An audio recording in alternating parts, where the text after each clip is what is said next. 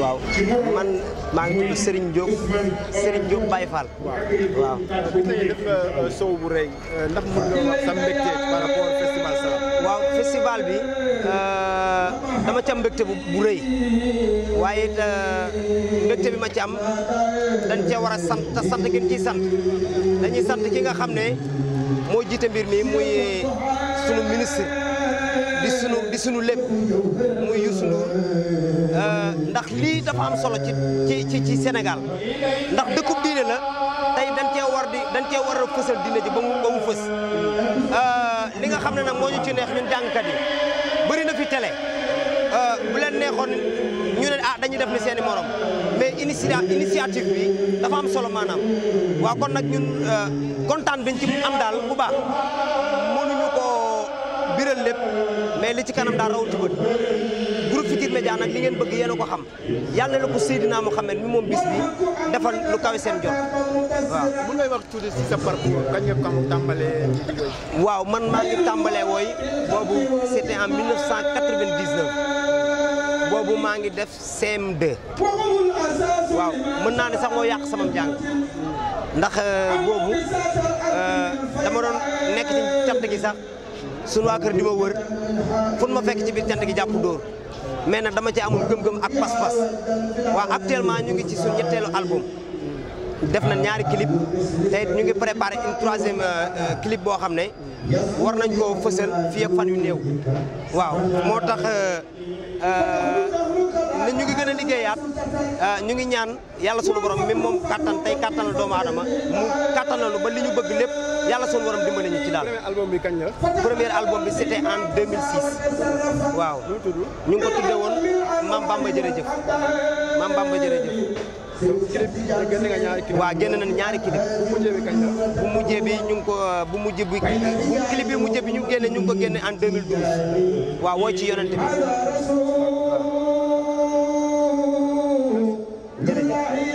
Sam Dieng ban jàng nga bokk.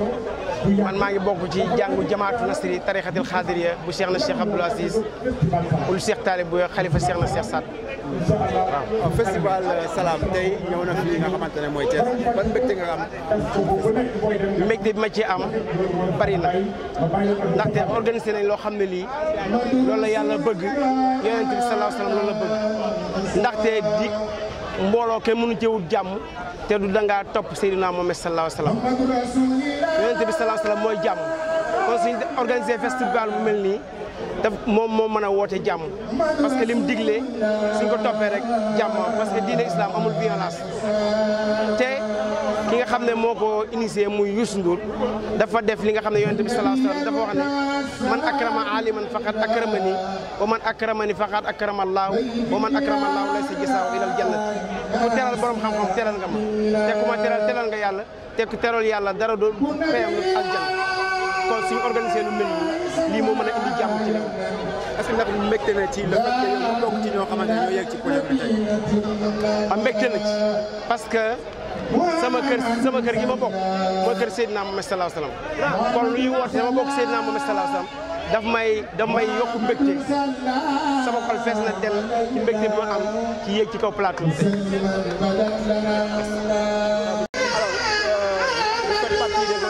Je suis le coordinateur du festival.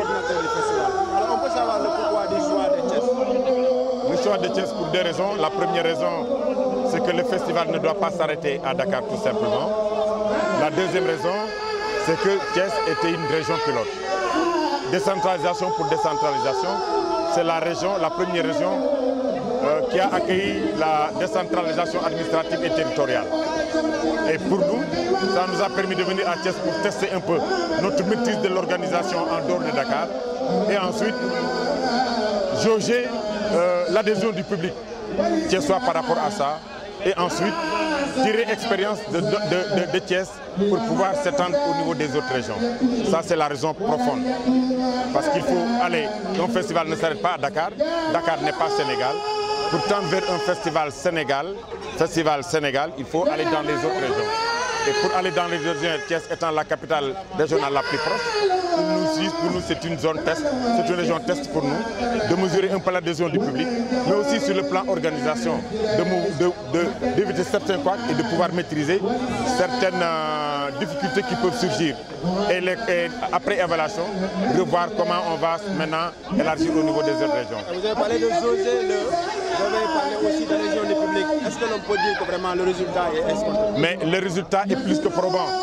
Pour une première, en dehors de Dakar, nous avons un public comme ça, aussi varié, qui adhère et qui exulte. Ça, on ne pouvait pas espérer mieux pour une première sortie hors de Dakar.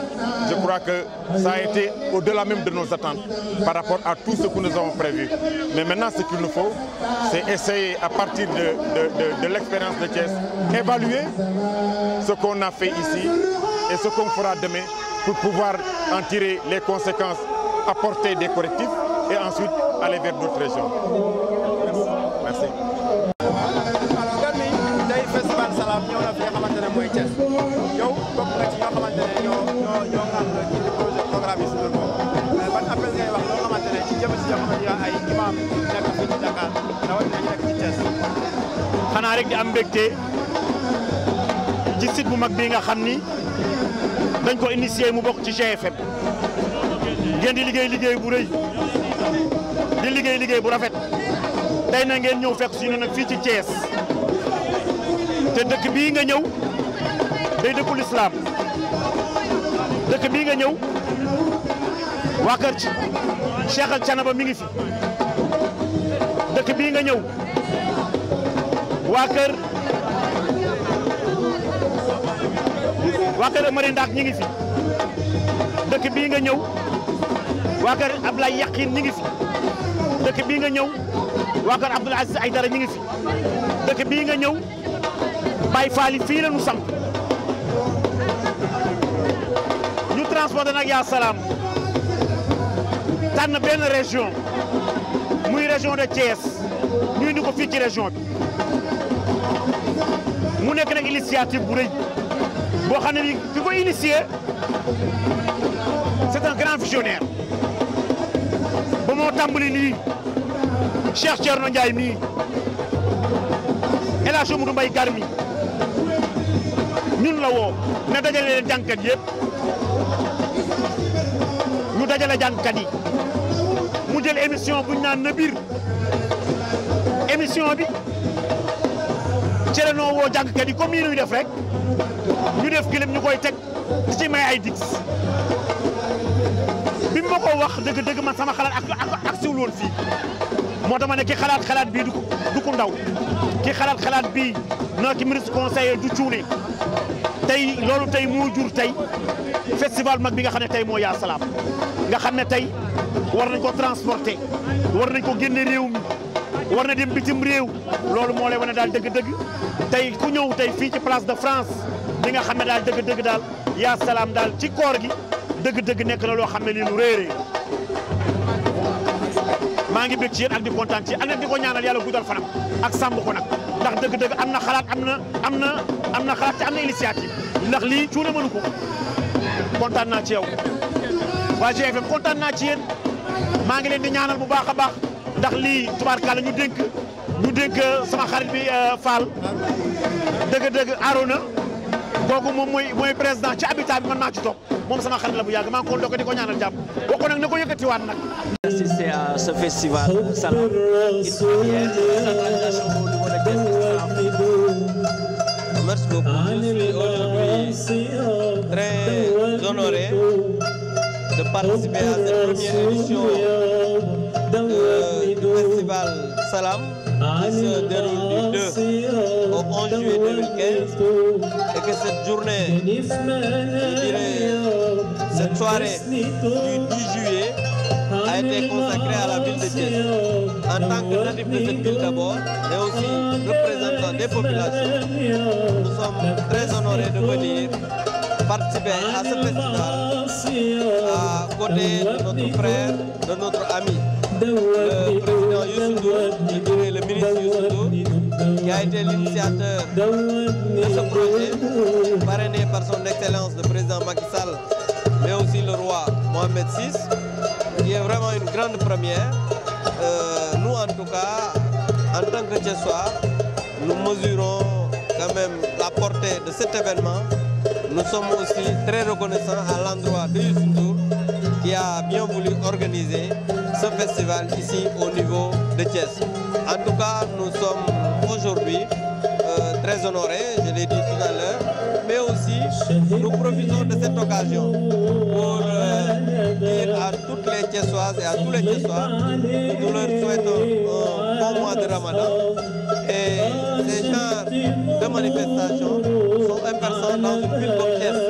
Pour d'abord, comme on l'a constaté tout à l'heure, parler de la religion du prophète Mohammed, salut sur lui, mais aussi de la culture en général.